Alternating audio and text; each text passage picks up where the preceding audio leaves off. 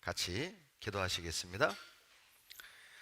사랑이 많으신 좋으신 우리 아버지 하나님, 주님을 모르고 세상에서 방황하며 썩어질 것 때문에 울고 웃으며 고통 속에 살아가던 우리를 십자가의 보혈로 값없이 구원해 주시고 영생의 말씀이 증거되고 성령께서 역사하시는 몸된 교회 안에 우리를 인도하심을 감사드립니다.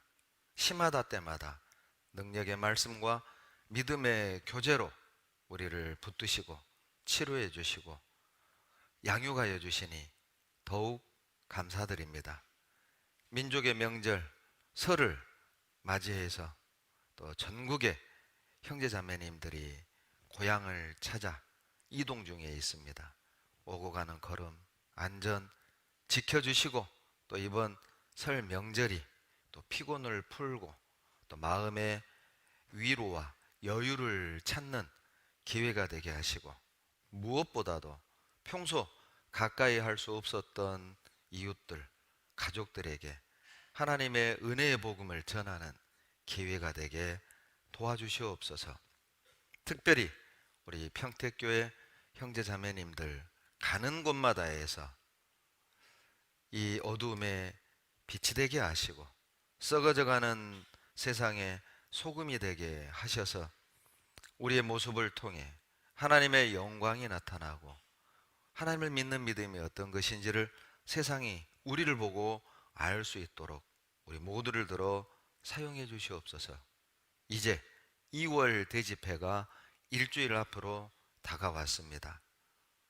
우리 주변에 혹 우리가 놓치고 있는 영혼들이 있다면 돌아보게 하시고 생각나게 하셔서 용기 내어 그들에게 하나님의 놀라운 복음을 담대히 전하게 도와주시고 저희들이 기도하고 있는 100명 이 목표를 이룰 수 있도록 은혜를 더하여 주시옵소서. 멀리 외국에서 복음을 위해 수고하시는 선교사님들과 각 가정에도 필요한 은혜로 채워주시고 병상에 계시는 우리 형제자매님들에게도 은혜로 더하셔서 병상에서 하나님이 주신 은혜를 세워보고 감사와 찬양의 제사를 드리는 믿음과 은혜를 더하여 주시옵소서. 이 시간 오직 아버지의 뜻, 영광만 나타나길 원합니다. 말씀을 듣는 즐거움으로만 그치지 아니하고 말씀을 들을 때마다 우리의 마음이 찔림을 받고 우리의 마음이 세상과 구별되어 그 말씀에 다스림을 받는 변화되는 저희들이 되게 도와주시옵소서. 우리를 사랑하시는 예수님 이름으로 감사하며 기도드렸습니다. 아멘. 요한복음 5장 1절을 찾겠습니다. 요한복음 5장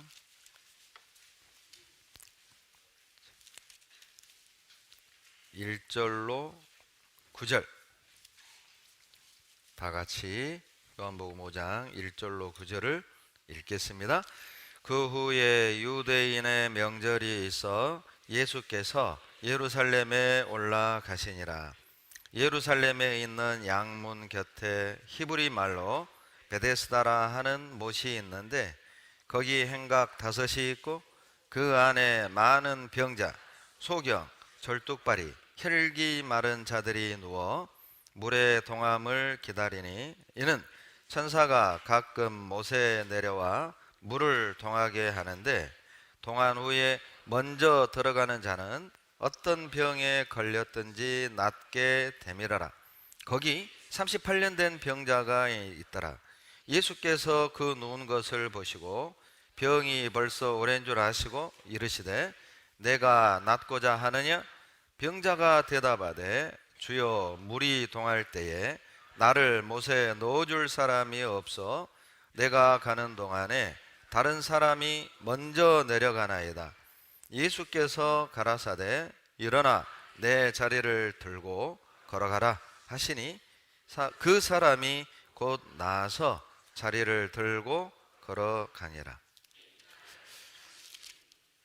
여러분, 왜 제가 오늘 요한복음 5장 1절로 9절을 본문으로 삼았는지 아시겠어요? 1절을 보시면서 오늘이 명절이라 유대인의 명절에 있었던 일을 말씀하시려나 보다 생각하신다면 오해하신 겁니다. 오늘 명절이어서 명절에 있었던 사건을 말씀드리는 게 아니라 2월 2020년 첫 대집회가 일주일 앞으로 다가왔습니다. 그래서 대집회 전에 우리의 마음을 모으고 또 힘을 또 함께하는 시간이 되기를 바라는 마음으로 오늘은 요한복음 5장 1절로 9절을 본문으로 은혜의 집 베데스다라는 제목을 가지고 교훈을 함께 나눠 보겠습니다. 이 베데스다라는 뜻 자체가 은혜의 집이란 뜻이죠. 요한복음에 7가지 기적이 나옵니다. 그 중에 오늘 본문은 세 번째 기적이에요. 요한복음에 등장하는 첫 번째 기적이 무엇이죠? 요한복음 2장에서 물을 포도주로 만든 사건입니다. 그리고 두 번째 기적은 요한복음 4장에서 왕의 신하의 아들을 살려주는 기적, 그것이 두 번째 기적이고요. 자, 세 번째 기적은요, 아무튼 분리하면 웅성웅성웅성 요한복음 5장 방금 본문에 38년 된 이 병자를 고쳐주는 기적이 세 번째 기적입니다. 첫 번째 기적은 육신의 어머니 마리아의 요청에 의해서 베푸신 기적이고요. 두 번째 기적은 왕의 신하의 요청에 의해서 그 아들을 살려주는 기적이지만, 세 번째 요한복음 5장의 이 기적은 누구의 요청에 의한 기적이 아니에요. 그냥 주님이 베데스다에 오셔서 38년 된 병자를 고쳐주는 기적입니다.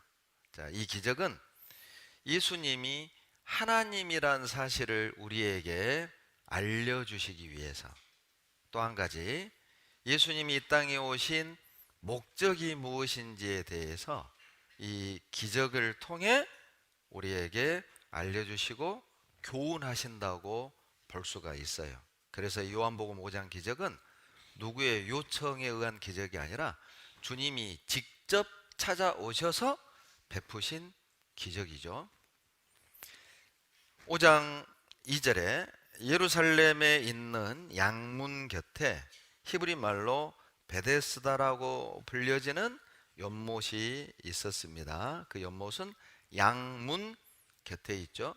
예루살렘 성에 들어가는 문은 참 많습니다. 그 중에 양문 곁에 베데스다가 있었다. 이것도 우리에게 큰 교훈이 돼요. 여러분, 양문은 왜 그 문 이름을 양문이라고 하냐면, 그 양문으로는 제사를 드릴 때 잡는 제물, 양들이 들어가는 문이에요. 그래서 양문이라고 한 거죠. 하필 은혜의 집이 양문 곁에 있었다. 제물로 희생될 양들이 들어가는 문, 이것도 뭔가 좀 교훈이 있죠. 또 하나, 이 양문은 느헤미야 3장에 보면 느헤미야가 무너진 예루살렘 성벽을 재건할 때 가장 먼저 재건했던 문이 바로 이 양문이에요. 그것도 우리에게 교훈이 되잖아요. 자, 무너진 신앙을 회복하기 원한다면, 침륜에 빠진 우리의 신앙이 다시 일어서기를 원한다면 가장 먼저 회복되어져야 될 것이 양문이라는 것이죠. 양문은 재물이 들어가는 문이니까, 즉 죽으로 들어가는 문이잖아요. 양문이 회복이 된다, 재건된다, 그 뜻은 첫사랑의 회복을 의미한다고 보셔도 돼요.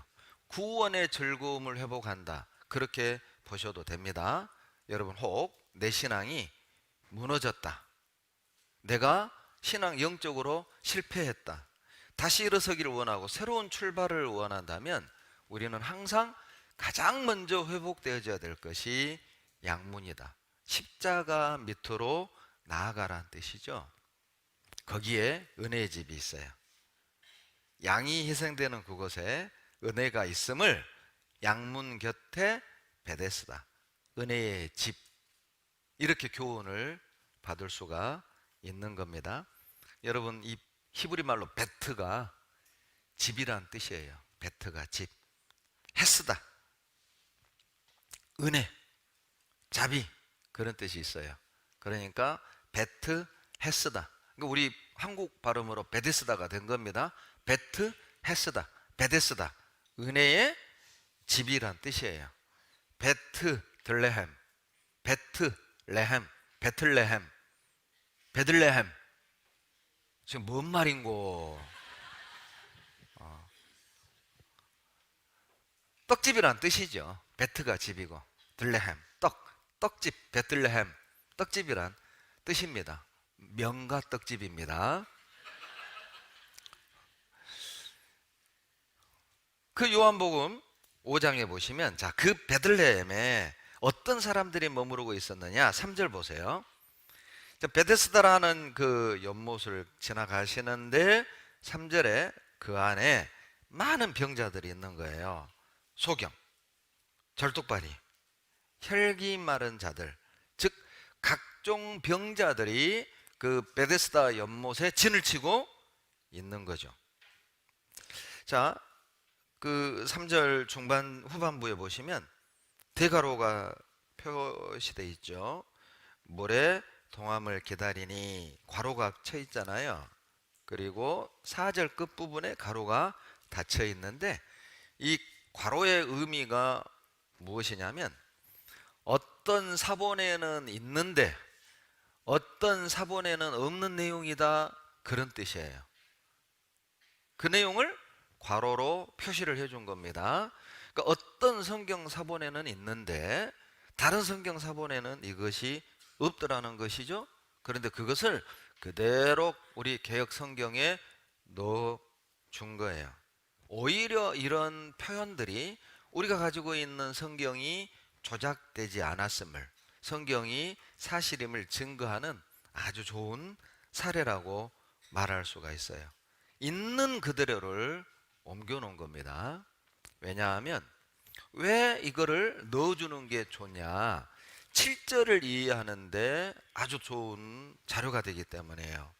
7절에 병자가 대답하되 주여, 물이 동할 때에 나를 못에 놓아줄 사람이 없어서 내가 가는 동안에 다른 사람이 먼저 내려가나이다. 물이 동할 때 나를 넣어줄 사람이 없어서 내가 이렇게 38년째 앉아 있습니다, 이런 뜻이거든요.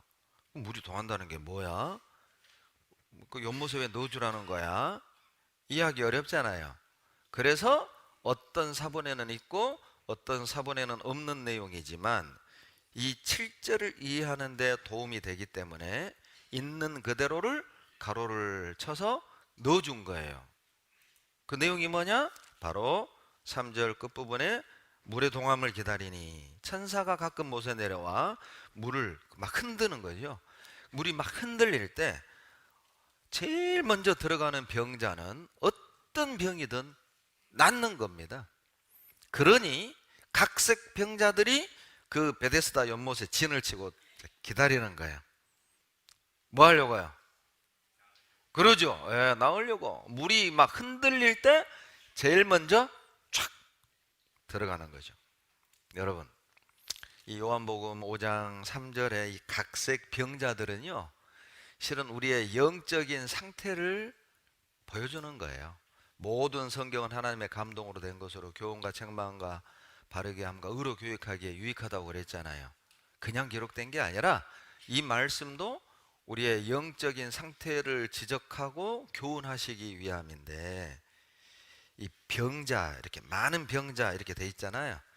이 병자들은 원어적인 의미를 보면 병이나 후천적으로 사고에 의해서 허약해지거나 얻게 된, 불구가 된 사람들이야. 장애를 갖게 된 사람들이야. 그러니까 선천적인 게 아니에요. 못 먹어가지고 허약 체질이 돼가지고 또는 사고에 의해서 장애를 가진 사람들을 많은 병자 이렇게 표현한 겁니다. 그리고 혈기 마른 사람이 나오죠. 혈기 마른 사람을 노인이라고 생각하면 안 돼요. 늙어서 혈기가 확 죽은 그 노인을 말하는 게 아니라 혈기 마른 자라는 뜻은 이렇게 되어 있습니다.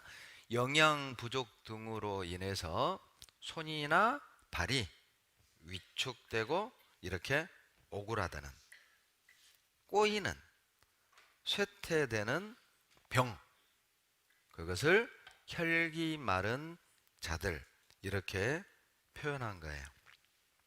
그 많은 병자들이 모여있는 베데스다에 주님이 직접 찾아오셨잖아요. 어찌 보면 이 지구가 바로 그 베데스다 옆에 있는 많은 병자들이 대기하고 있는 그 행각은 아닐까. 자, 영적인 소경도 있잖아요. 육신의 눈은 떠 있지만은 하나님이 주신 은혜를 보지 못하는 영적인 소경, 영적인 뒷목으로도 있잖아요. 그러죠? 주님이 우리를 부르는 소리를 듣지 못하는 영적인 소경. 안진뱅이도 얼마나 많습니까? 이 세상이 전부라고 생각하고 이 세상에 주저앉아서 그저 이 땅의 것만을 추구하고 사는 사람들, 그 사람들 영적 안진뱅이는 아닐까요? 그들을 향해 우리 주님이 하늘의 영광 보좌를 버리고 이 땅에 직접 찾아오신 거예요. 생각해 보시죠. 여러분, 요한복음 5장 3절에 있는 이 많은 병자들이 그 병을 고치기 위해서 나름 노력하지 않았겠습니까? 아마 좋다는 약 다 먹어보고 용하다는 의사 있는 곳마다 다 찾아다녀 봤지만 별 효험이 없는 거죠. 고치지 못했던 거예요. 그래서 이제 마지막 방법, 자기 수단 방법 다 해봤는데 안 되니까 소문을 들은 거잖아요. 양문 곁에 베데스다라는 연못이 1년에 한 번 동하는데 그때 제일 먼저 들어가는 병자는 어떤 병이든 다 낫는다더라. 예루살렘 사람만 모였겠습니까?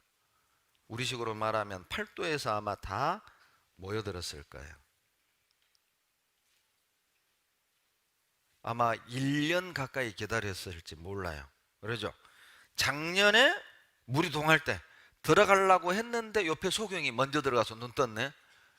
나는 여전히 벙어리고 나는 여전히 귀머거리고 나는 여전히 안진뱅이로 있는 거예요. 소경은 뛰어들어가서 나왔는데 나는 아직도 병에 잡혀 있는 거죠.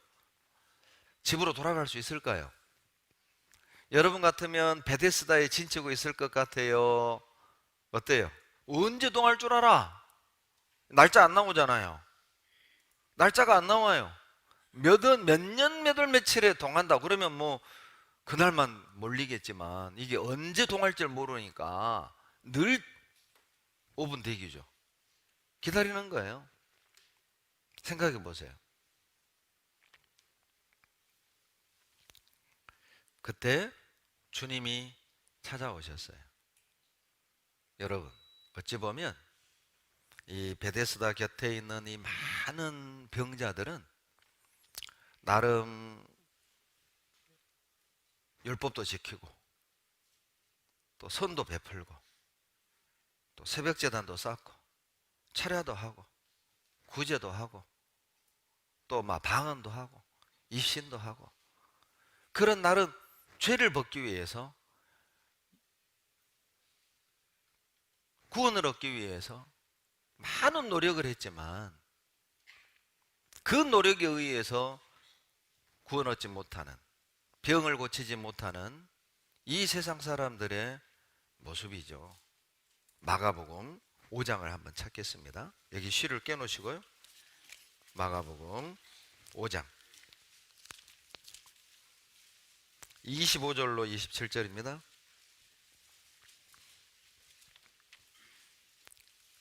25절로 27절 같이 읽겠습니다.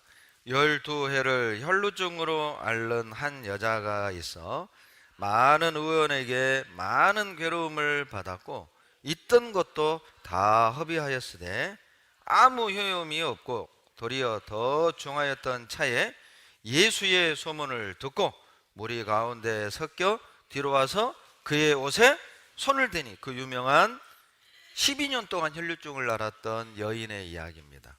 여러분, 혈류증은요 그냥 이렇게 피가 흘러내리는, 영적으로 말한다면 예수님의 피를 그냥 도락물처럼 여기는, 아이고 뭐 구원이 그렇게 쉬워? 뭐 예수 피 믿는다고 구원 받냐? 내가 뭔가 선행을 베풀고 교회를 다니고 열심히 믿고 회개해서 점점 구원 받아가는 것이지. 여러분, 의외로 그렇게 믿는 사람들이 많아요. 몰라요? 혹 이 가운데도 아직도 그런 성향을 가지고 있는 사람이 있을지. 주님이 단번에 주신 은혜를 믿지 못하고 아직도 무엇인가 나의 어떤 노력과 열심을 통해서 점점 구원을 받아가는 것처럼 생각한다면 혈류증 환자죠. 예수님의 피를 그냥 흘려보내는 그런 사람이에요. 이 여인이 그 병을 고치려고 26절에 보면 많은 의원을 찾아다녔잖아요. 있던 돈 다 허비였습니다. 그런데 아무 효용이 없었어요. 갖은 노력에도 불구하고 구원 얻지 못하는 세상 종교인들, 이 세상 사람들을 바로 혈류증 걸린 여인을 통해 보여주시는 것이죠. 이스라엘이 멸망하게 된 원인, 여러분, 이스라엘이 심판받은 원인, 이스라엘의 문제점이 무엇이었냐면 그들은 심상이 대충 고쳐줬어요. 영적인 병들을. 예레미야 8장을 한번 찾겠습니다. 예레미야 8장 11절. 예레미야 8장 11절입니다. 그들이 딸 내 백성의 상처를 심상이 고쳐주며 말하기를 평강하다 평강하다 하나 평강이 없도다. 심상이 대충 고쳐주는 겁니다. 여러분, 예레미야를 눈물의 선지자라고 그러잖아요. 왜 예레미야가 눈물의 선지자라는 별명을 갖고 있죠? 예레미야는 자기 민족의 멸망을 예언했던 선지자입니다. 좋을 리 없잖아요. 얼마나 울었던지 눈에 병이 생길 지경이었어요. 그래서 예레미야를 눈물의 선지자라고 말했고, 예레미야 8장 11절에 이스라엘이 저주를 받고 망하게 된 원인이 뭐냐? 심상이 고쳐주는 거예요. 대충 가르치는 것이죠. 교회 다니니까 선택받았고 선택받았으니까 천국 갈 거라고. 율법 지키면 복 받는다고. 착하게 살면 다 천국 갑니다. 열심히 믿으면서 회개하면서 점점 구원 받아가는 거라고. 이게 뭐예요? 심상이 대충 그렇게 믿으면 평강하다 하나 평강이 없잖아요. 제가 그렇게 믿었거든요. 8년을 율법 지키고 열심히 믿으면 복 받는다고 하니까 열심히 믿고 율법도 지켜보지만 마음에 확신이 없고 평강이 없는, 여러분, 우리도 혹 이런 모습을 갖고 있다면 실은 망조든 거예요. 망조. 주님의 은혜를, 복음을 깨달은 사람들이 하나님의 은혜를 전할 때, 복음을 전할 때 심상이 대충. 그게 뭐예요? 그 상대방에게 평강을 줄 수 없는, 진심을 담지 못하고 간절함을 더하지 못한다면 평강하다 하나 평강이 없어요. 여러분, 이 말씀은 이방인에게만 적용시키는 말씀은 아니에요. 우리 자신은 어떠세요? 혹 우리도 주변 사람들에게 그냥 심상히 외치지는 않습니까? 대충 간절함도 없고 애절함도 없이, 그러나 상대방은 평강이 없는, 다 쓸데없는 우원. 참 두려운 말이죠. 욥기 13장 4절 말씀에 너희는 거짓말을 지어내는 자요 다 쓸데없는 의원이라. 구원 안 받은 종교인들에게만 해당된 말씀은 아니에요. 혹 우리 중에 이 가운데도 쓸데없는 의원처럼 못 고쳐 돌팔이, 우리 주변에 구원을 못 받고 영적으로 병든 사람들이 그렇게 많은데도 어떻게 도와주지 못하는, 도움이 안 되는 쓸데없는 의원, 돌팔이 같은 의원, 실은 두렵고 부끄러운 일이죠. 자, 우리 주변에 많은 병자들, 혈기 마른 자들, 안진뱅이들, 소경 벙어리 얼마나 많습니까? 나는 그들에게 어때요? 쓸데있는 우원인가요? 생각해 볼 문제죠. 요한복음 5장 5절로 돌아가 보시죠. 자, 거기에 5절에 보시면 38년 된 병자가 앉아 있는 거죠.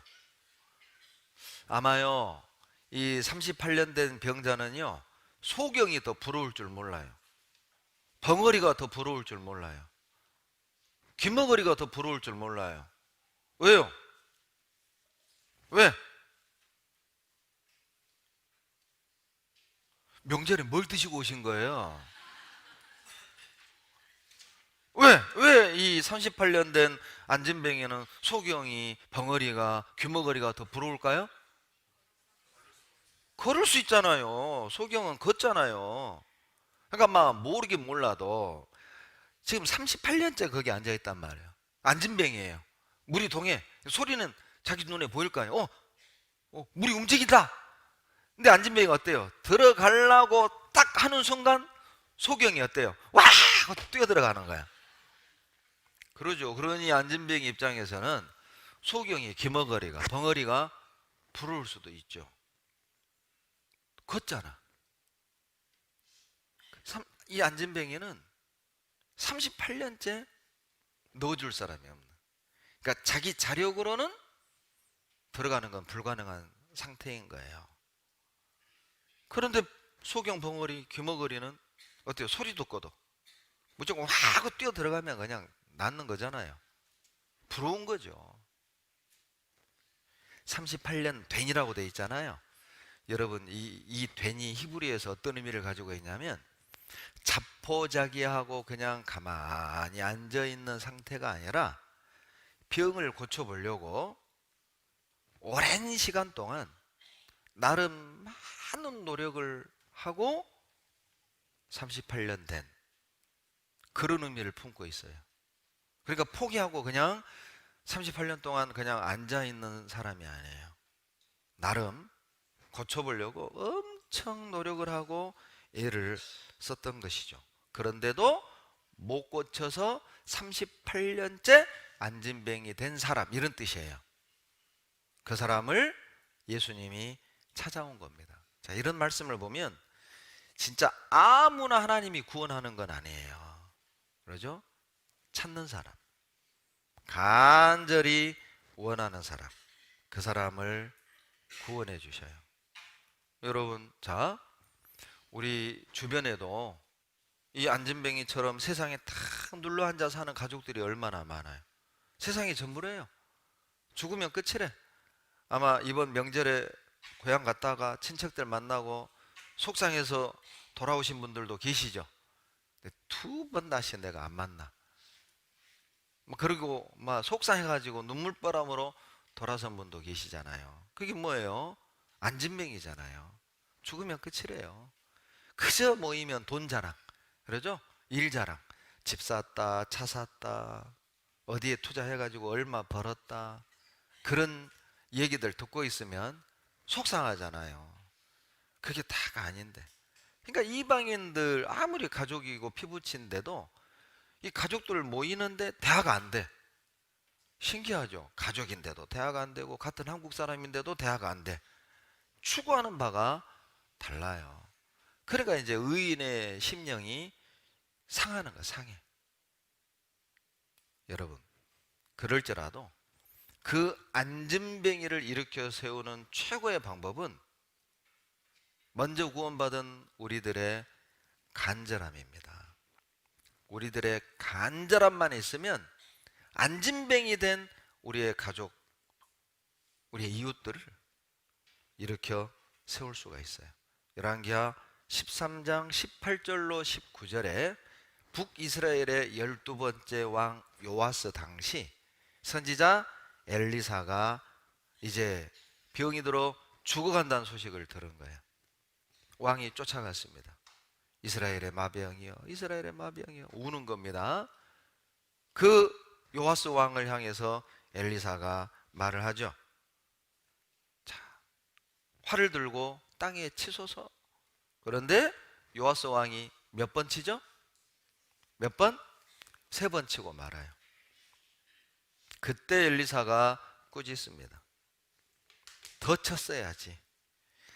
왕이 3번만 쳤으므로 아람 군대를 3번만 이기고 후에는 당신이 아람 왕에게 정복당할 거라고. 그 이야기가 우리에게 주는 교훈은 무엇입니까? 여러분, 소원을 이루는 최고의 방법은 간절함이라는 거예요. 전쟁에서 이기는 최고의 무기는 간절함이라는 것이죠. 요아스 왕은 간절함이 없었습니다. 우리에게 정말 안진뱅이와 같은 우리 가족, 내 친척들이 일어서기를 원하는 간절함만 있다면 그들을 고칠 수 있는 거예요. 마태복음 20장 33절에 소경 바디메오에게 예수님이 묻습니다. 뭐라고 물어요? 너희에게 무엇을 하여 주기를 원하느냐? 여러분, 이거 이상하지 않아요? 여러분, 소경한테, 봉사한테 내가 너에게 무엇을 하여 주기를 원하느냐? 그럼 당연히 소경이 뭐라고 대답할까요? 보는 거요. 야, 이걸 질문이라고 해요? 배고픈 사람한테 먹을 거 줄까? 이거 완전히 염장 지르는 거잖아요. 그걸 말이라고 해요? 그런데 주님이 질문했어요. 왜? 너 진짜 간절하냐 그 말이야. 그것이 절대적이냐 그 말이에요. 그것이 너의 전부냐 그 말이에요. 바디메오의 눈을 열어줍니다. 여러분, 만약에 이 시간 하나님이 바디메오에게 던진 질문을 우리에게 한다면 너희에게 무엇을 해주기를 원하느냐? 대답하세요. 벌써 고민하기 시작해. 고민해. 뭐라고 대답하지? 집 달라고 할까? 직장? 결혼시켜 달라고 할까? 보세요. 간절한 게 없잖아요. 간절한 소원이 없잖아요. 이 질문을 우리가 받았을 때 딱 나와야죠. 예, 우리 부모님 구원입니다. 우리 가족 구원입니다. 나 직장은 둘째치고, 결혼은 둘째치고, 나 병 낫는 거 둘째치고, 안정된 생활 둘째치고, 무엇을 해주기를 원하느냐? 뭐가 나오겠습니까? 그 질문에 대한 답이 내 속에서 뭐가 나오겠어요? 그것이 내가 무엇을 중요하게 여기는지, 내가 무엇을 추구하고 살아가고 있는지에 대한 답이에요. 답. 자, 대답하세요. 무엇을 해주길 원하느냐? 답을 가르쳐 줘도 대답을 못해. 그 답을 준비하세요. 그러면 소원이 이루어지는 겁니다. 여러분, 정말 안타까운 안진뱅이의 대답을 들어보세요. 요한복음 5장입니다. 5장 7절 다 같이 읽겠습니다. 병자가 대답하되 주여, 물이 동할 때에 나를 못에 넣어줄 사람이 없어 내가 가는 동안에 다른 사람이 먼저 내려가나이다. 정말 슬픈 얘기 아닙니까? 나를 연못에 넣어줄 사람이 없어요. 여러분, 베데스다 연못에 사람들이 많이 있었습니까? 없었습니까? 많이 있었어요. 놀랍죠? 사람은 많이 있는데 누가 없어요? 넣어줄 사람은 없어요. 여러분, 마가복음 2장에 중풍병자 있었잖아요. 실은 이 5절에 38년 된 이 병자를요, 학자들은 어떤 병자로 보냐면 중풍병자로 봅니다. 중증 환자예요. 길 수도 없고 걸을 수도 없는 중풍병자로 봅니다. 꼼짝달싹 못하는 거죠. 그러니까 38년째 누워만 있는 거예요. 예? 말은 하는데, 눈은 보는데, 귀는 들리는데 못 움직이니 그 괴로움이 얼마나 크겠어요. 차라리 안 들리던가, 차라리 안 보이던가, 그러면 고통은 덜 할 텐데, 남들은 들어가서 병 나와가지고 보인다, 들린다,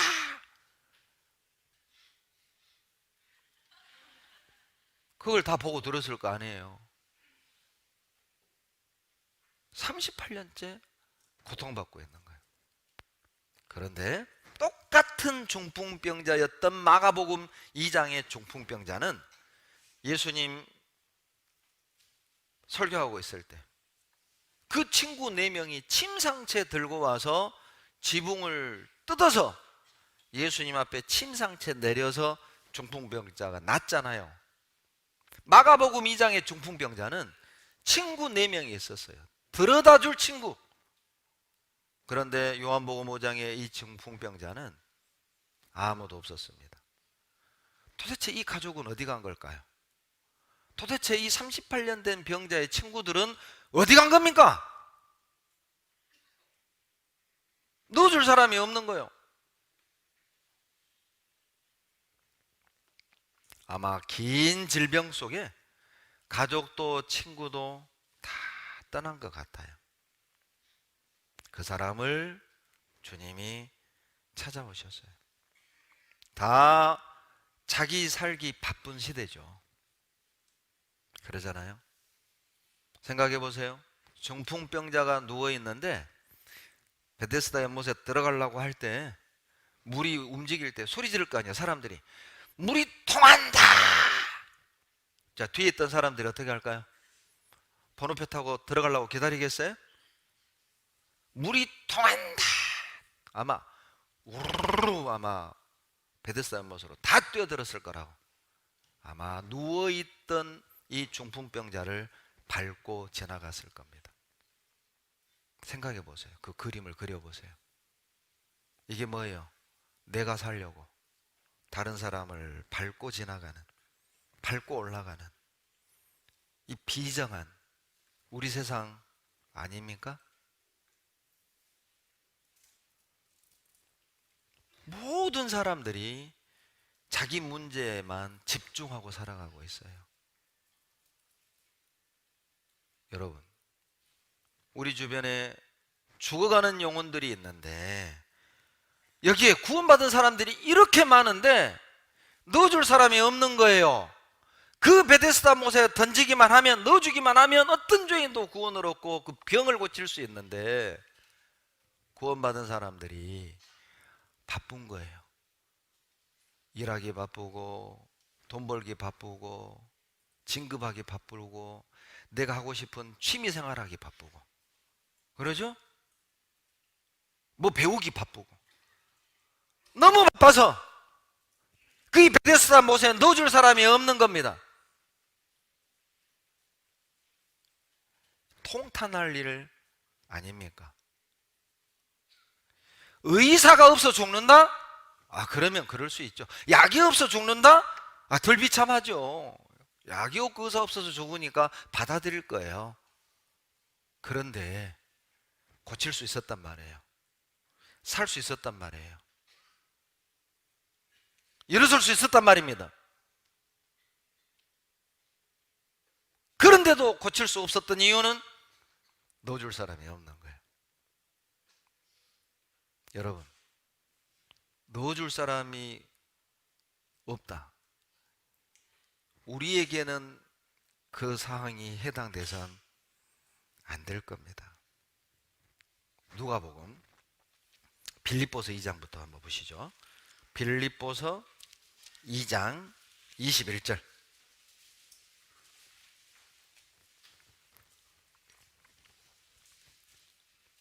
2장 21절 같이 읽습니다. 저희가 다 자기 일을 구하고 그리스도 예수의 일을 구하지 아니하되. 주님은 아십니다. 자기 일을 구하며 사는지 예수의 일을 구하며 사는지 자기 일에 올인하고 사는지 주님의 일에 마음을 들이고 사는지 알고 계셔요.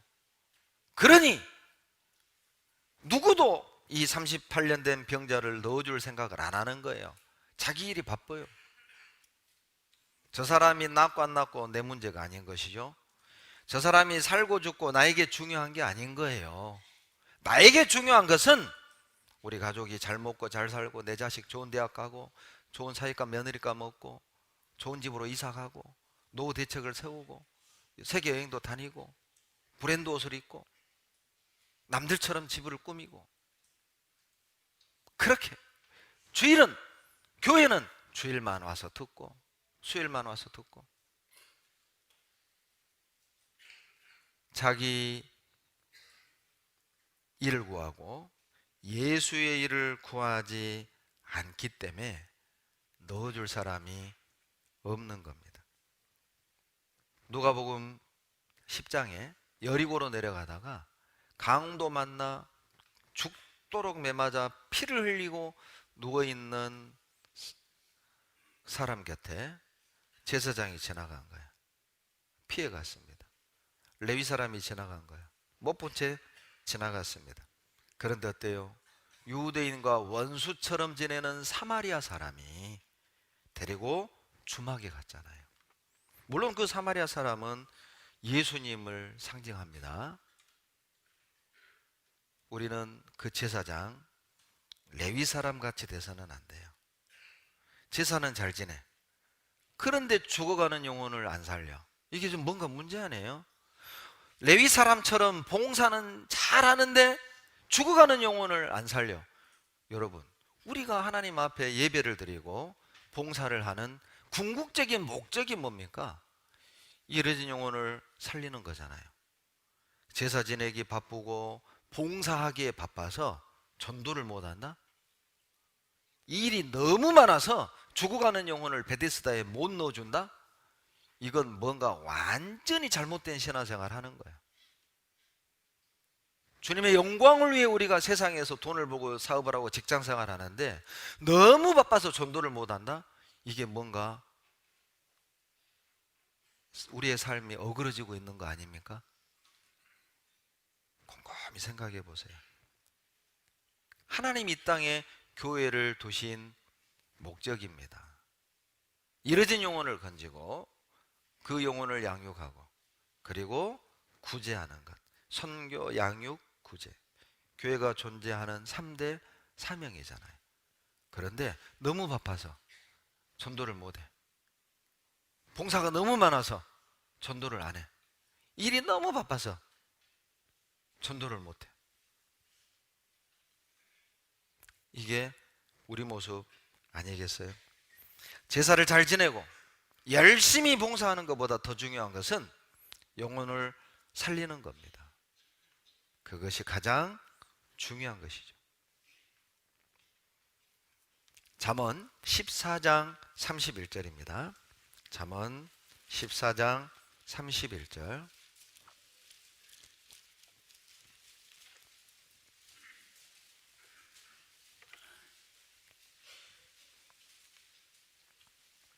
잠언 14장 31절 같이 읽겠습니다. 가난한 사람을 학대하는 자는 그를 지으신 이를 멸시하는 자요, 궁핍한 사람을 불쌍히 여기는 자는 주를 존경하는 자니라. 영적으로 궁핍한 사람들, 영적으로 가난한 사람들 얼마나 많습니까? 그들을 불쌍히 여기는 것, 이것은 구원받은 사람들에게 나타나는 가장 분명한 특징이에요. 특징. 구원 못 받은 사람 보면 불쌍하잖아요. 구원을 못 받고 외제차 타고 다니는 이번에 명절에 만난 고향 친구 부럽던가요? 시집잘 간 영자 부럽던가요? 내 집 장만한 철수 부럽던가요? 강남에 집산 그 친구 여러분 부럽던가요? 구원받은 사람에게 나타나는 가장 확실한 특징 중에 하나가 뭐냐면 불쌍히 여기는 거예요. 참 저 친구 불쌍하다. 참 저 사람 불쌍하다. 그것이 그리스도의 영을 소유한 사람들에게 나타나는 분명한 특징이에요. 여러분 구원 못 받은 사람 보면 불쌍해야 돼요. 진짜 불쌍해야 돼요. 38년째 그렇게 살잖아요. 고침 못 받고 소망 없이 이 땅에 눌러 앉아서 죽어가고 있잖아요. 안진뱅이가 BMW를 타고 다닌들 그게 부러워요? 안진뱅이가 50평 빌라에 산들 안진뱅이인데 여러분 그게 부러워요? 안진뱅이 10손가락에 금가락지로 막 덕지덕지 다이아몬드 박혀있는 반지를 끼고 있어요. 그런데 안진뱅이에요. 부러우세요? 그 안진뱅이가 부러우세요? 구원받지 못한 성공한 안진뱅이들 부러우세요? 불쌍해야죠. 그거 못 본 채 하면 여러분 죄입니다. 죄. 구원 못 받은 사람들을 보고 모른 척 하면 그거 죄라니까요. 신명기 22장입니다. 신명기 22장 1절입니다.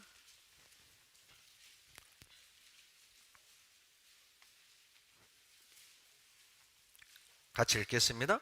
내 형제의 우양에 길 잃은 것을 보거든 못 본 채 하지 말고 너는 반드시 이끌어다가 내 형제에게 돌릴 것이요. 형제의 우양에 길 잃은 것을 보거든 못 본 채 하지 마라. 나 바빠. 나 지금 친구 만나러 가야 돼. 나 약속이 있어. 나 사업차로 바빠. 못 본 채 하지 말고 지나치지 마라. 반드시 끌어다가 주고 너의 일을 보라는 거예요. 이게 율법입니다. 3절로 4절 나귀라도 그리하고 의복이라도 그리하고 무릇 형제의 일은 아무 것이든 내가 얻거든 다 그리하고 못 본 채 하지 말 것이며 내 형제의 낙이나 소가 길에 넘어진 것을 보거든 못 본 채 하지 말고 너는 반드시 형제를 도와서 그것을 일으킬지니라. 여러분 3절에 형제들이 잃어버린 모든 것 옷을 잃어버리고 나귀를 잃어버리고 소를 잃어버리고 양을 잃어버린 것을 보거든 갖다 줘라. 또 4절에 형제의 낙이나 소가 넘어진 것을 보거든 못 본 채 말고 힘을 합해서 일으켜라. 이게 뭡니까? 우리 형제자매들의 가족 중에 이뤄진 영혼들이 있잖아요. 구원 못 받은 남편을 보거든 못 본 채 하지 마라. 형제자매들의 잃어버린 자식들을 보거든 못 본 채 하지 말고 그 남편과 그 자식들을 구원하는 일에 힘을 보태고 신앙이 넘어지고 자빠진 형제자매들을 보거든 나 바쁘다는 핑계로 못 본 채 하지 말고 그 형제자매들을 일으켜 세우라는 겁니다. 여러분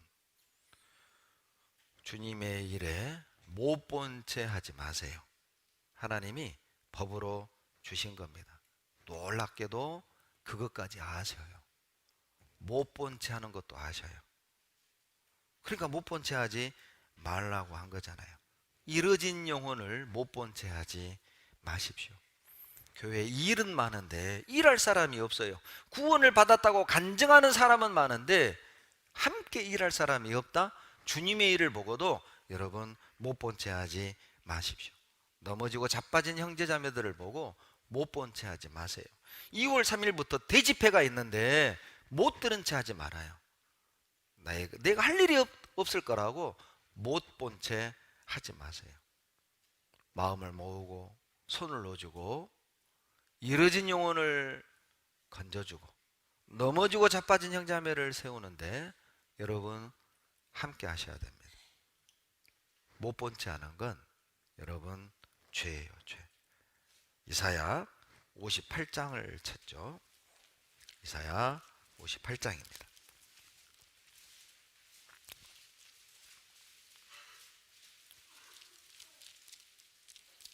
이사야 58장입니다. 6절로 7절 같이 읽겠습니다. 나의 기뻐하는 금식은 흉악의 결박을 풀어주며 멍에의 줄을 끌어주며 압제당하는 자를 자유케 하며 모든 멍에를 꺾는 것이 아니겠느냐. 또 줄인 자에게 내 식물을 나누어 주며 유리하는 빈민을 내 집에 들이며 벗은 자를 보면 입히며 또 내 권력을 피하여 스스로 숨지 아니하는 것이 아니겠느냐. 하나님이 기뻐하는 진정한 안식이 뭐냐? 그냥 막 30일 금식, 40일 금식 해가지고 막 그 티 다 내고 그냥 없는 티, 힘든 티, 금식한 티를 얼굴에 온몸에 다 드러내는 것, 그걸 기뻐하는 게 아니다. 하나님이 기뻐하는 진정한 금식은 외형적인 형식, 외형적인 종교생활이 아니라 실제적인 삶이라는 거예요. 죄의 멍에 매여 사는 사람들에게 그 죄의 줄을 끊어주고, 마귀에게 끌려가는 사람들에게 마귀로부터 자유케 해주고, 그리고요 빈민들에게 먹을 걸 주고 벗은 자에게 입을 걸 주는 것, 그것이 하나님이 기뻐하는 금식인데, 너희는 7절 끝부분 스스로 숨지 아니하는 것이 아니겠느냐. 숨어버려. 저 멀리서 가난한 자가 오면 숨어버려. 주기 싫으니까. 저 멀리서 벗은 자가 오면 숨어버려. 내 옷을 주기 싫으니까. 숨어버려. 일하기 싫으니까. 여러분 혹시 이 가운데 그런 분 안 계시죠? 주일날 꼭 제가 기도할 때 들어왔다가 꼭 마지막 기도할 때 도망가는 분 안 계시죠? 그러죠? 예?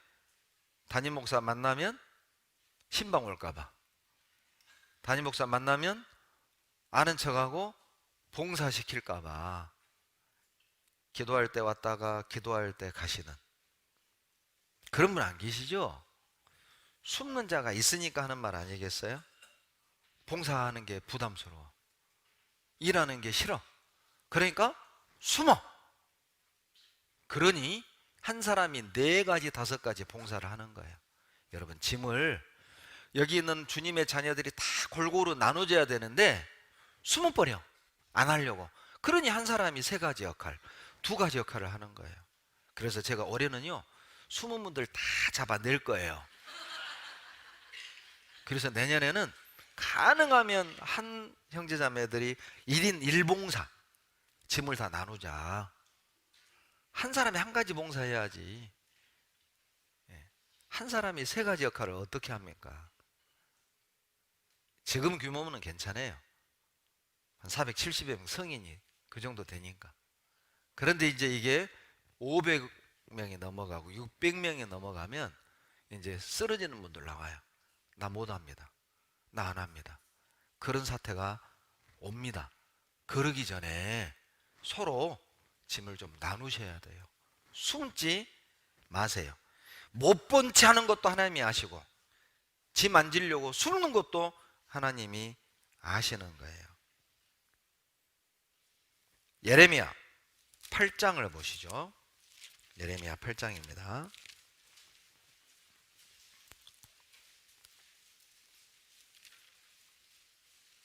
예레미야 8장 20절 22절, 구약 1065페이지입니다. 추수할 때가 지나고 여름이 다하였으나 우리는 구원을 얻지 못한다 하는도다. 딸, 내 백성이 상하였으므로 나도 상하여 슬퍼하며 놀라움에 잡혔도다. 예레미야 8장 22절 다 같이 읽겠습니다. 길르앗에는 유양이 있지 아니한가? 그곳에는 의사가 있지 아니한가? 딸, 내 백성이 치료를 받지 못하면 어찌민고? 여러분, 자, 여러분의 딸이 아팠습니다. 그 병을 고쳐줄 의사도 있습니다. 그 병을 치료할 약도 있는데 의사가 바쁘다고, 놀러 간다고, 여행 간다고, 가족여행 있다고 치료를 안 해줘서 내 딸이 죽었다. 평생 그 의사 원망하지 않겠어요? 약국에 고칠 약이 있는데 이 약사가 문 닫고 7일 동안을 딴 데 가버렸네. 그 사이에 내 딸이 죽었다. 평생 그 약사를 원망하지 않겠습니까? 그 딸이 죽은 것은 병 때문에 죽은 게 아니라 의사가 죽인 것이고 약사가 죽인 거예요. 안 고쳐줬잖아요. 여러분, 약이 없고 의사가 없어서 죽었다면 덜 억울할 거예요. 의사를 두고 약을 곁에 두고 죽는다, 얼마나 억울하겠습니까? 우리가 고쳐줄 수 있는 의사입니다. 우리는 고쳐줄 약도 가지고 있잖아요. 우리 주변에 내 이웃과 가족들이 여러분 죄라는 병에 걸려 죽어가고 있어요. 멸망으로 나가고 있습니다. 우리는 고쳐줄 수 있잖아요. 우리는 약을 던져줄 수 있잖아요. 그런데 추수할 때가 지나가고 여름은 다하여 가는데 우리는 구원을 얻지 못한다. 놀랍지 않습니까? 전도하지 않아 구원을 못 받은 거예요. 아마 우리가 지옥에 들어가서 사람들을 인터뷰할 수만 있다면, 자기 죄 때문에 지옥 간 사람도 있지만, 배척해서 지옥 간 사람도 있지만, 우리가 전도하지 않아 지옥 간 사람도 있을 거예요. 우리가 그들에게 입만 열었다면 그들은 마음을 바꾸고 말씀을 듣고 구원받았을 사람이에요. 내 친구들이, 내 가족들이, 내 이웃들이. 여러분, 정말 이것보다 슬픈 일이 또 있을까요? 구원받을 수 있었는데, 천국 갈 수 있었는데, 구원받았다는 사람들이 자기 일에 바빠서 나를 괴롭혀, 나를 힘들게 하고 나에게 베푼 것이 없다고 늘 부모에게 서운해. 가족 간에 그냥 등지고 살아. 미워가지고 전도를 안 하는 거예요. 여러분, 도대체 그들이 지옥 간다면 여러분 속이 후련하겠습니까? 나를 가르치지 않은 부모, 나에게 재산을 물려주지 않고 그냥 큰형님에게, 큰오빠에게 싹 줘버리고 나에겐 한 푼도 물려주지 않은 부모가 원망돼서 명절에도 안 가. 구원 받아놓고도 용서가 안 돼.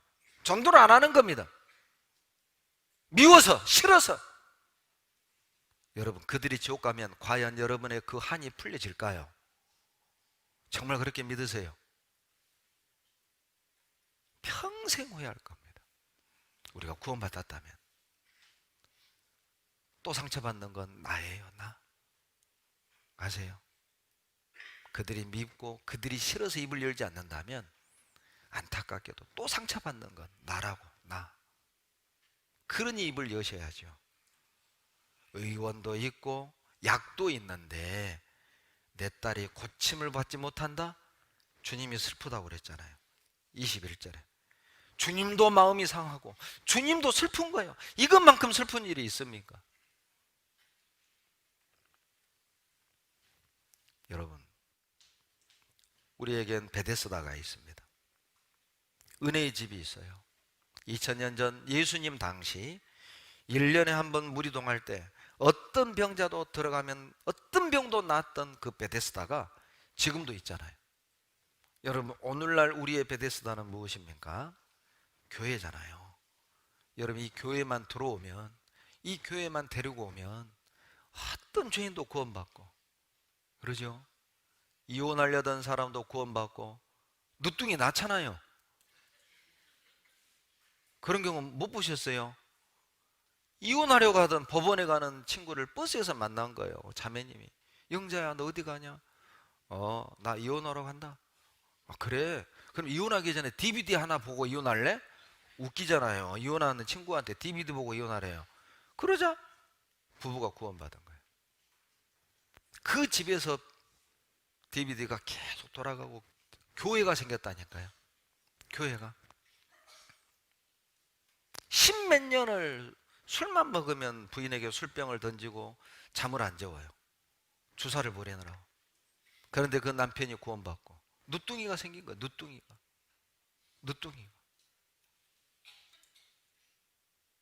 여러분, 베데스다입니다. 교회가 베데스다예요. 어떤 죄인도 살리고 어떤 병자도 고쳐져요. 데리고만 오면 돼요. 시편 84편을 보시죠.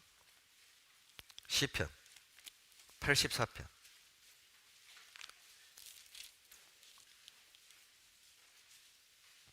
10절입니다. 10절. 구약 864페이지 10절 다 같이 읽겠습니다.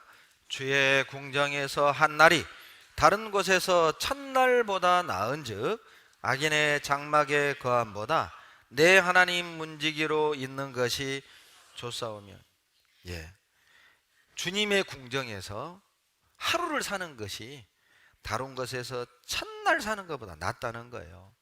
주님을 떠나서 장수하느니 주님 품에서 하루를 살다가 죽겠다는 거잖아요. 주의 집에서, 주의 장막에서 문지기로 있는 것이 악인의 궁정에서 어때요? 출세하는 것보다 낫다는 거예요. 여러분 정말 이런 마음이 있으십니까?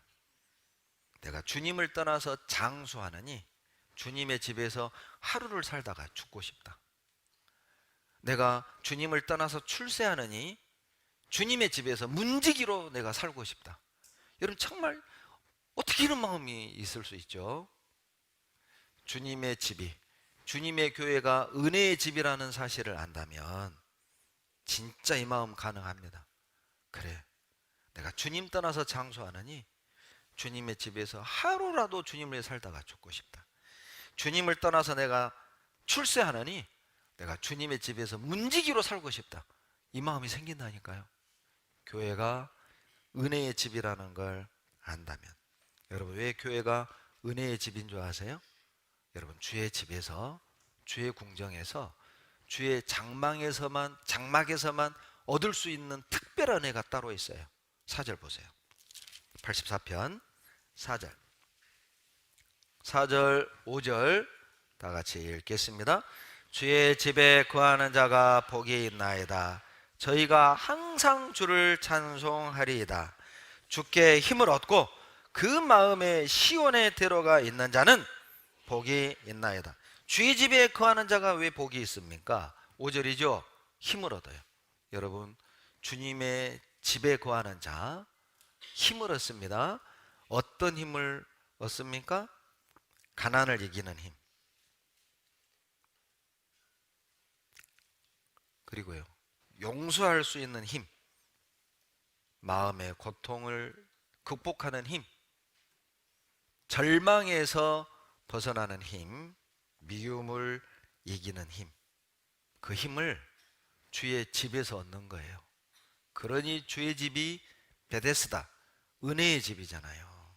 힘을 얻어요. 일어설 수 있는 힘, 넘어지고 자빠진 주님의 자녀들이 다시 일어설 수 있는 힘, 나를 그렇게 힘들게 하고 괴롭게 하는 그 사람을 품을 수 있는 힘, 용서할 수 있는 힘, 그들과 함께 힘을 합해서 주님의 나라를 세우고 교회를 세울 수 있는 그런 힘, 정욕을 이기는 힘, 세상의 유혹을 이기는 힘, 게으름을 이기는 힘, 그 힘을 우리는 어디서 얻습니까? 주의 집에서. 베데스다. 그래서 교회가 베데스다, 은혜의 집인 거예요. 왜 교회가 베데스다입니까? 6절 보시죠. 시편 84편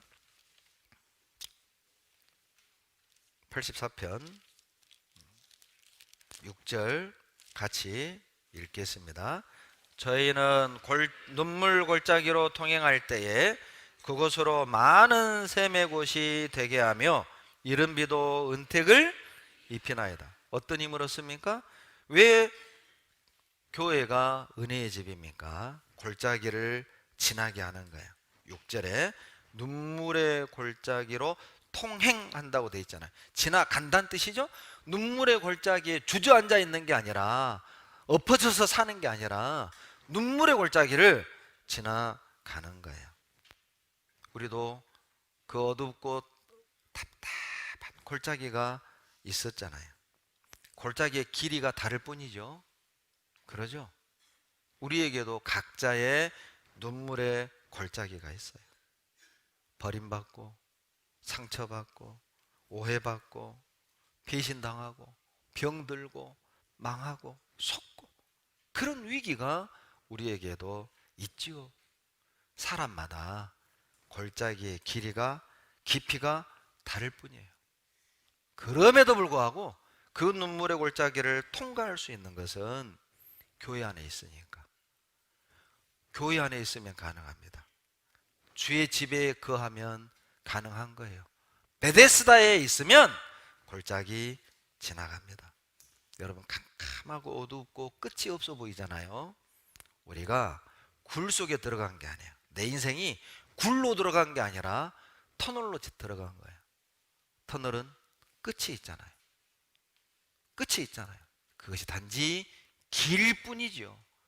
그래서 우리가 주저하지 않고 포기하지 않고 절망하지 않는 거예요. 주의 집에 거하는 사람은 터널 지나갑니다. 골짜기 지나갑니다. 교회 안에 있을 때. 그래서 교회가 베데스다. 9절입니다. 84편 9절 같이 읽습니다. 우리 방패이신 하나님이여, 주의 기름 부으신 자의 얼굴을 살펴보옵소서. 주님이 방패가 되어주셔요. 주의 집에 거하는 자들에겐 우리 주님이 방패가 되어주셔요. 막아주시죠. 전쟁터에서 어때요? 총알이 날아가듯 얼마나 많은 유혹의 화살들이 우리를 향해 날아옵니까? 그러죠? 눈 찔끔 감고 한 번 죄 지으면 돈이 생겨요. 목돈이 생겨. 우리 유혹 받잖아요. 그러죠? 자, 이 직장만 옮기면 지금 직장보다 2배의 월급을 받아요. 단 주일날 교회를 못 나와. 유혹을 받죠? 뭐 mp3로 듣지 뭐. 유혹을 받잖아요. 그런 식으로 한 발 한 발 타협하게 되고 받아들이게 되면 내가 생각지 않은 길로 가는 거예요. 아브라함의 조카 롯이 창세기 12장에서 아브라함을 떠났잖아요. 요단들을 택했죠.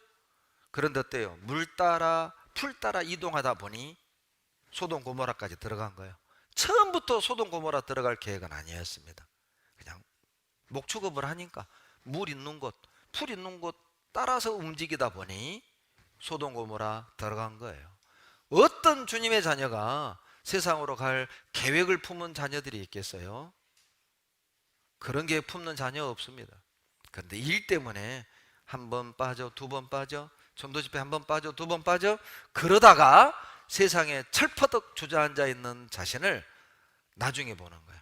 소돔 고모라 속에 들어있는 자기 자신을 훗날 보게 되는 겁니다. 처음부터 아브라함을 떠나면 안 됐어요. 조카 롯은. 그런데 주님이 교회 안에 있는 우리에게 방패가 탁 되어주시는 거예요. 교회는 나를 가두는 담이 아닙니다. 내 자유를 통제하는 담이 아니라 교회는 나를 보호하는 울타리라는 사실을 기억하셔야 돼요. 우리 교회는 모임이 너무 많아. 우리 교회는 봉사가 너무 많아. 힘들어. 그래서 지금 여기 있는 거예요. 만약 그마저도 없었다면, 우리에게 시간이 있고 물질이 있으면 무엇 하실 것 같아요? 어디 있을 것 같아요? 우리에게 주어진 시간 동안, 그러면 전도 안 하고 봉사 안 하면 뭘 하겠다는 뜻입니까? 그래서 우리가 여기 있는 거예요. 교회가 나를 잡아주는 거죠. 교회가 나를 지켜주는 거예요. 교회는 내 자유를 침해하고 통제하고 억압하는 담이 아니라 보호하는 울타리였던 것이죠. 그런데 놀라운 건 불평하는 사람들 대부분은 그 울타리 밖에 있었던 거예요. 울타리 안에서 불평하는 게 아니라 울타리 밖에 있으면서 이 담을 보면서 불평하고 원망하는 거예요. 본인이 밖에 있는데도. 안에 있는 사람들은 깨닫습니다. 나를 지켜주고 보호하고 있음을. 감사하죠. 은혜죠. 여러분, 교회가 있기 때문에 우리 아이들을 하나님이 지켜주고 우리 가정을 지켜주고. 어떤 형제님이 그런 간증 하시더라고요. 구원 안 받았다면 난 아마 진즉 술로 죽었든지 우리 집사람하고 이혼했든지. 세상에 그분은요 무슨 계획을 그런 계획을 세우고 사는지 몰라요. 계획이 뭐냐? 아들 하나 있는 놈 대학 졸업하면 나는 둘이 이혼한다. 그게 어떻게 인생의 계획을, 그런 계획을 세우고 살아요? 그래서 구원 받아본 거예요. 두 분이. 그 아들이 대학 졸업하고 장가 가가지고 손주를 둘 낳는데도 아직 이혼 안 하고 있어요. 교회가 없었다면, 자, 여러분 가정은 어땠을 것 같아요? 내 인생은 어땠을까요? 교회가 없었다면. 여러분 친구들을 보십시오. 교회 밖에 있던 세상 사람들 한번 보세요. 교회가 나를 지켜줬고, 교회가 우리 아이를 지켜줬고, 교회가 우리 가정을 지켜주고 있는 거예요. 베데스다, 은혜의 집이죠. 들어오세요. 어떤 병도 고쳐주실 겁니다. 들어오세요.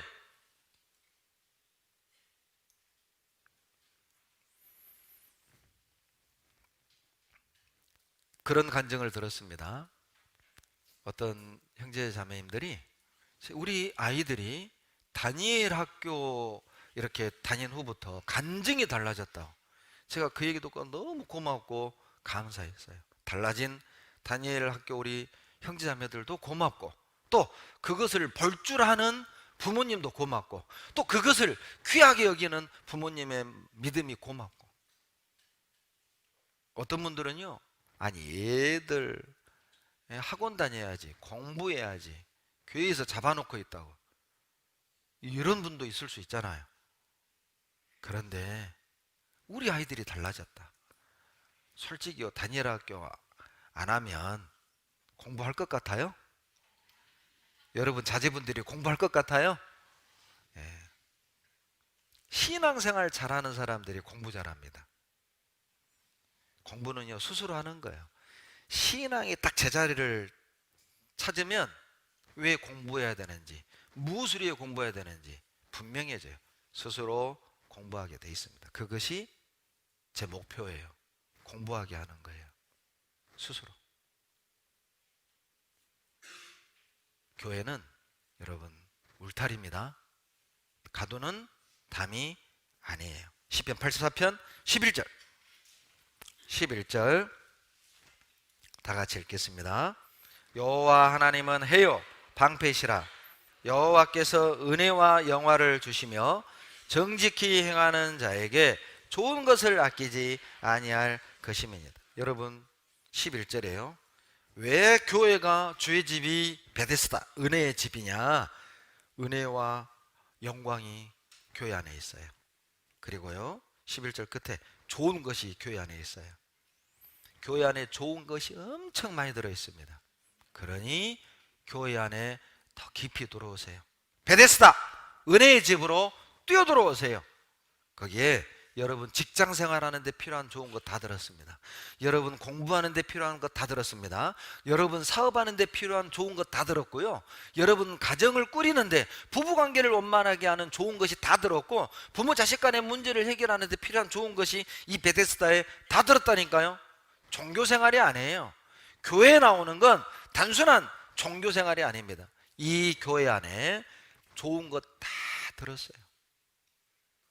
내 꿈을 이루는 데 필요한 좋은 것 다 들었습니다. 공부하는 데 필요한 좋은 것 다 들었습니다. 우리 가족이 행복하게 사는 데 필요한 좋은 것 다 들었습니다. 여러분 직장생활 사업하는 데 필요한 좋은 것 여기에 다 들었다니까요. 그래서 교회를 베데스다, 은혜의 집이라고 하는 거예요. 이래도 안 들어올래요? 이래도 안 들어올래요? 들어오셨습니까? 들어오십시오. 더 깊이 들어오십시오. 여러분 우리 평택교회는 베데스다입니까? 예, 우리 그렇게 만들어 봅시다. 평택교회에 들어오면 바뀌는 거예요. 문제가 풀리는 겁니다. 평택교회에 오면 가정이 세워지는 거예요. 평택교회에 오면 우리의 삶이 변하고 달라지는 거예요. 어떤 병도 고쳐지는 베데스다, 우리 평택교회 만들어 봅시다. 다음 주 대집회가 준비되어 있습니다. 우리 주변에 38년 된 병자들 참 많습니다. 스스로 능력과 방법으로 해결할 수 없는 얼마나 안타까운 영혼들 많습니까? 베데스다, 넣어주세요. 아셨죠? 넣어주세요. 그들이 고침받을 겁니다. 여러분도 뛰어드세요. 여러분도 고침받을 겁니다. 베데스다, 뛰어들어 오십시오. 우리 평택교회 은혜의 집으로 만들어 봅시다. 오늘 같은 날 제때 마치면 욕먹습니다. 그만해야 됩니다. 지금 눈빛이 이제 끝내려고 지금 마무리 말씀하는구나 이런 기대하고 있는데 더 한다. 제가 힘들어집니다. 베데스다. 다 같이 외칩시다. 베데스다. 네, 우리 교회 베데스다, 은혜의 집입니다. 기도하겠습니다. 사랑이 많으신 좋으신 우리 아버지 하나님, 이곳 평택교회를 들어오는 모든 이들에게 하나님의 능력이 임하고 그들의 죄가 사함받고 구원받아 고침받은 인생으로 살아가게 도와주시고, 우리가 우리 주변에 이뤄진 38년 된 병자와 같이 세상에 주저앉아 소망 없이 살아가고 있는 그들을 베데스다, 우리 교회 안에 그들을 인도할 수 있도록 도와주시고, 혹 우리 가운데 병든 믿음, 상한 심령 가운데 있는 형제자매들이 있다면 스스로 베데스다, 주님의 은혜의 집인 평택교회 안에 더 깊이 들어와 치료받고 위로받고 힘을 얻도록 축복해 주시옵소서. 우리 삶을 통해 하나님의 영광 나타나게 우리 모두를 들어 사용해 주시옵소서. 예수님 이름으로 감사하며 기도드렸습니다. 아멘.